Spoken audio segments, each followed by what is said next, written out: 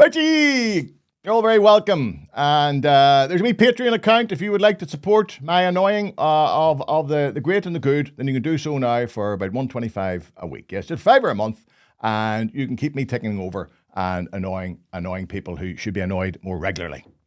If you've been following me for a while now, you'll know that I'm not a big fan of the banking sector. In fact, I think it's a bastion of corrupt, crooked conmen who've gotten away with stealing more money than all the criminals in the world combined. Now, younger viewers may not remember that the banks came within a whisker of collapsing the world economy in the financial crash of 2008.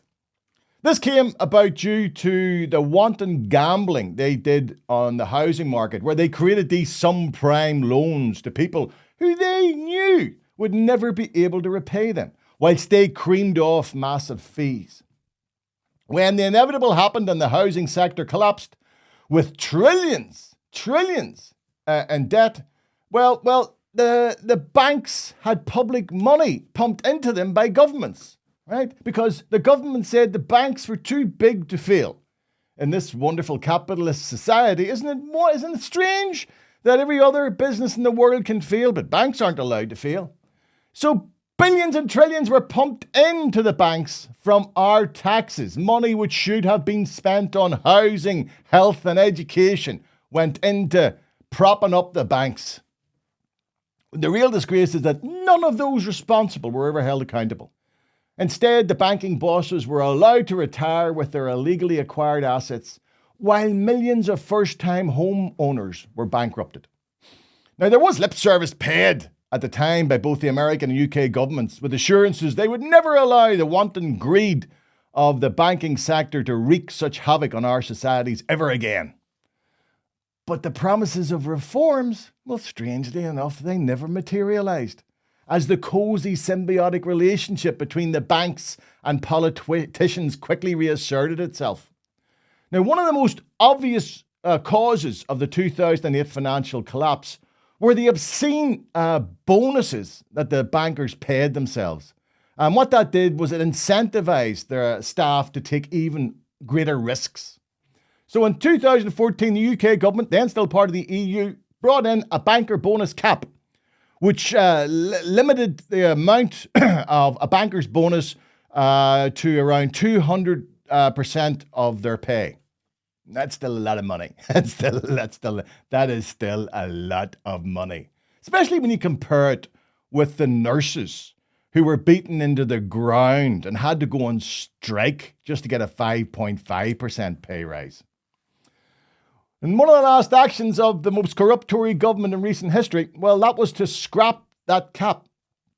And now the new Labour Chancellor, Rachel Reeves, she agrees with that disgraceful decision, arguing not having a cap would boost economic growth through the financial service sector. I wonder where I've heard that before. Oh yeah, I heard that before in 2006 and 7, just before the thing went tits up.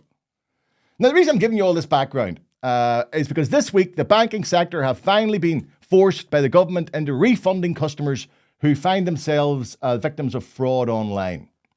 Remember, it's the banks who pushed customers online with the mantra that it's much more convenient. Yeah, much more convenient, I'd argue, for the banks, so you can then cut the cost of having high street branches and sack staff, leaving customers in some towns to travel miles to find a bank. That aside, having taken the decision to force customers online, the banks have been delinquent in implementing the security checks necessary to ensure customers can't be robbed by online conmen.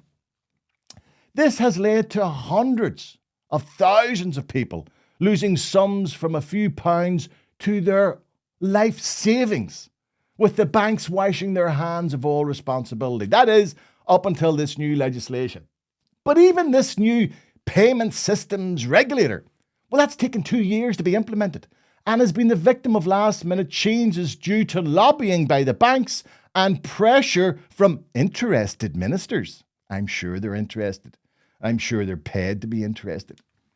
The upper limit for the compensation originally was proposed at $415,000, okay? That's been reduced now to $85,000. And the amended legislation also allows the banks to apply a £100 excess when settling fraud claims, which cancels out a third of all scam cases. In conclusion, the banks have yet again gotten away with daylight robbery, or at least been assisted in getting away with daylight robbery. So we can't rely on the banks and our politicians who are there, supposedly, to regulate the banks. So take this simple advice from Uncle Jake. Never, ever, ever give out your financial information on the phone, email or text. It doesn't matter how persuasive the call or the email or the text may be. No legitimate organisation will cold call you asking for such information. If you do receive such a communication, cut it off right away. Either call the number you have for your bank or financial institution, or call a family friend to come in and have a look at what's happening. Because the reality today is, in places like India, China, and Vietnam, there are factories of computer terminals with people whose daily job is to trawl the web in search of victims. Don't be one. It may sound harsh, but if you want to protect your money, you must trust nobody. Nobody who contacts you via phone, email, or text. Because the days of an African prince wanting you to help him transfer millions online, that's all over. Today, the scams are complicated, professionally executed, and terrifyingly believable. So again, here's the mantra. Love many, trust none, and paddle your own canoe. Oh, no, there was no need for it. Like, there's no need for it. There was no need for it. Like, that's bang out the order. Bang out the order.